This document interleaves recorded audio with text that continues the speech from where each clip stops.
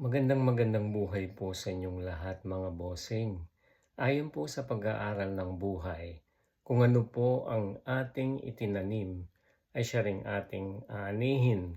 Kumbaga po sa pagtatanim, pagka po tayo ay nagtanim ng ampalaya, ang ibibigay na bunga sa atin ay ampalaya din.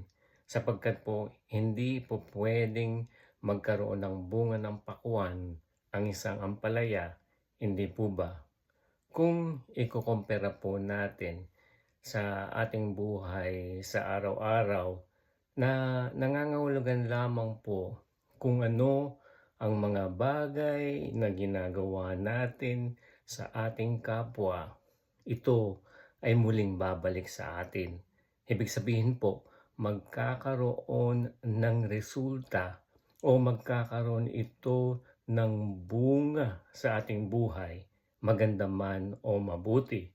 Kung ang pag-uugali po natin ay hindi maganda, hindi po tayo marunong makisama, hindi po tayo marunong makitungo kanino pa man sa ating mga kapatid na laging nagagalit. Hindi tayo marunong tumanggap ng anumang kamalian at lagi nating isinasaisip na tayo ay matalino at pinakamatalino o nalalaman ng lahat. Sa palagay po ba ninyo, merong mga kapatid na magtiyatiyaga na makasama tayo? Hindi mo ba lagi tayong iniiwasan?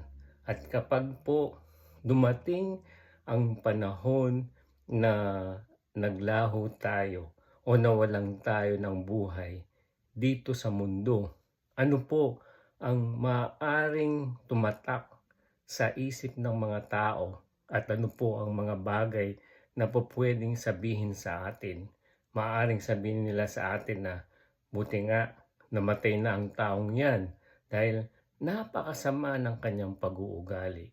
Pero po, kung tayo ay mabuting tao, marunong makisama, at laging handa na tumulong sa ating mga kapatid ng walang pagtatanggi o walang pamimili at kusang loob itong nating ginagawa at hindi tayo naghihintay ng anumang kapalit. Ano po ang maaaring maging bunga nito?